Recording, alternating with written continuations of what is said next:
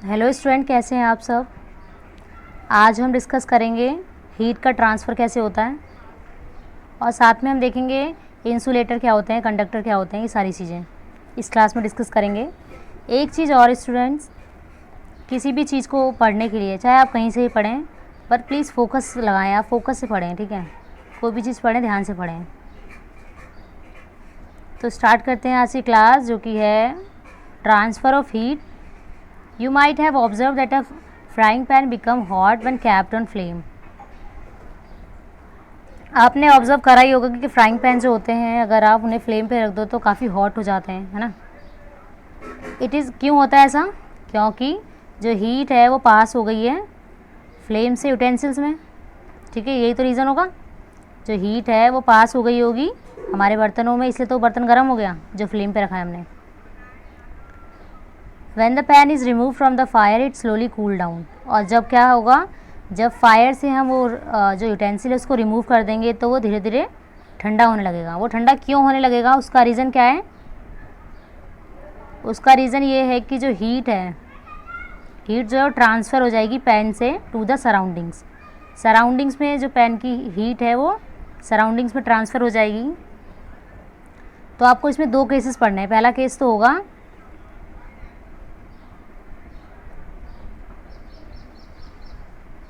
पहला केस तो है कि हॉटर ऑब्जेक्ट कोल्डर ऑब्जेक्ट्स में कैसे चेंज होगा, ठीक है। हॉटर ऑब्जेक्ट कैसे ठंडा होगा। ये काफ़ी थिक चल रहा है पेन students, just wait. Yes, hotter object कैसे कोल्डर ऑब्जेक्ट में चेंज होगा, ठीक है, कैसे हीट फ्लो होगी इनमें, ठीक है। और दूसरा पढ़ेंगे हम, दूसरा केस है हमारा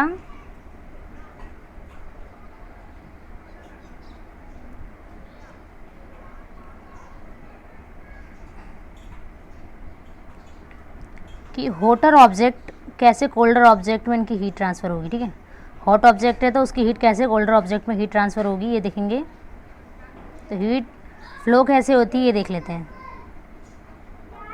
चलिए क्लास का स्टार्ट करते हैं। जैसे इस फिगर में देखिए, आप फिगर में आपको दिखा रखा है कि आयरन की, देखिए आयरन मेटल की स्ट्रिप है, ठीक है, जो कि दो ईंट से के बीच में रख रखा, दो ईंट के बीच में यानी ब्रिक के बीच में। और यहाँ पे कैंडल बर्न कर दी है, देखो कैंडल देखो जल रही है और उस हिस्से को हॉट कर रही है जो हिस्सा कैंडल के जस्ट अबव है, ठीक है। तो जो हीट का जो फ्लो है मेटल स्ट्रिप पे कैसे हो रहा है, देखो यहाँ हॉटर टू कोल्डर हो रहा है, ठीक है। ये हिस्सा गर्म है, ये वाला हिस्सा, अगर ये वाला हिस्सा आप टच करोगे तो ये वाला हिस्सा ठंडा होगा, क्योंकि इस साइड कंडक्शन हो रहा है हीट का, ठीक है। Transfer from the end nearest to the flame to the other end. The process by which heat is transfer from the hotter end to the colder end of an object is known as conduction. तो conduction कैसा process है students? Conduction nothing, it's a process जिसमें क्या होगा, जिसमें heat का transfer हो जाता है गर्म ऑब्जेक्ट से ठंडे ऑब्जेक्ट बदलने तक का सफ़र कंडक्शन कहलाता है, ठीक है। Hotter end to the colder end of an object is known as conduction, ठीक है। डेफिनेशन में एक बार मार्क कर देती हूँ, आपको पता होना चाहिए। देखो, हॉटर एंड से कोल्डर एंड के जो ऑब्जेक्ट्स को हीट के ट्रांसफ़र को कहते हैं कंडक्शन। क्या कहा मैंने कहा हीट का ट्रांसफ़र हो जाएगा गर्म ऑब्जेक्ट से ठंडे ऑब्जेक्ट में, जिसको कहेंगे कंडक्शन। All right.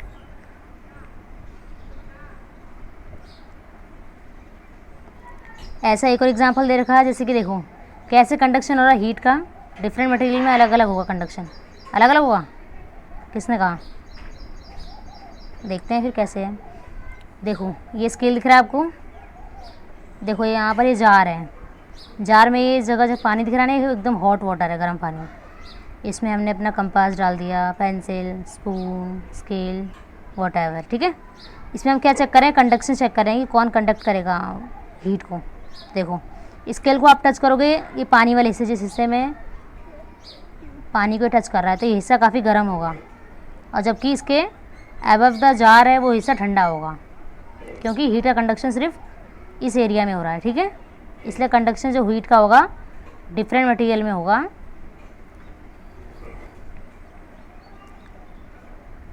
जैसे कि हम पढ़ चुके हैं कि जो हीट का ट्रांसफ़र होता है by the process of conduction, conduction के प्रोसेस से हीट का ट्रांसफ़र हो रहा है।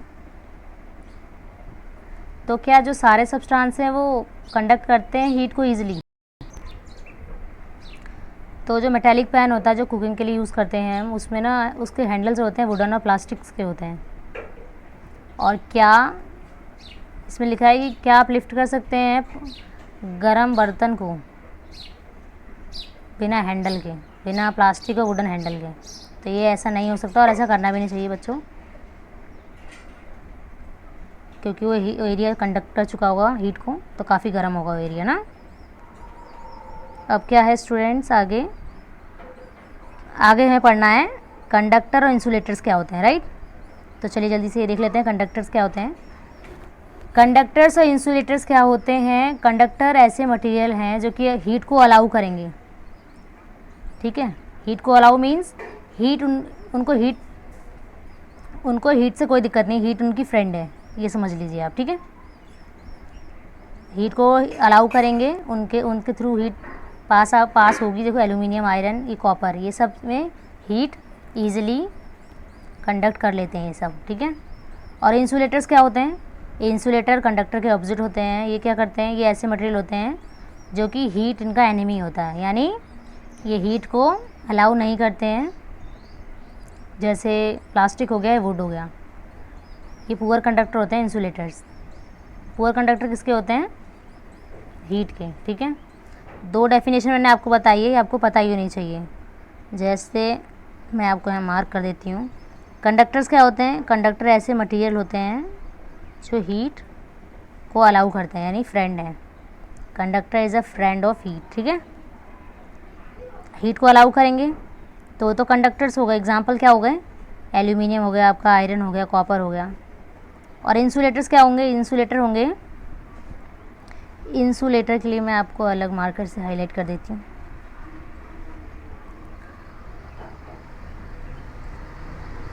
इंसुलेटर ऐसे मटेरियल होंगे जो कि हीट को अलाउ नहीं करेंगे अपने आप से, इसलिए पुअर कंडक्टर हो जाएंगे हीट के।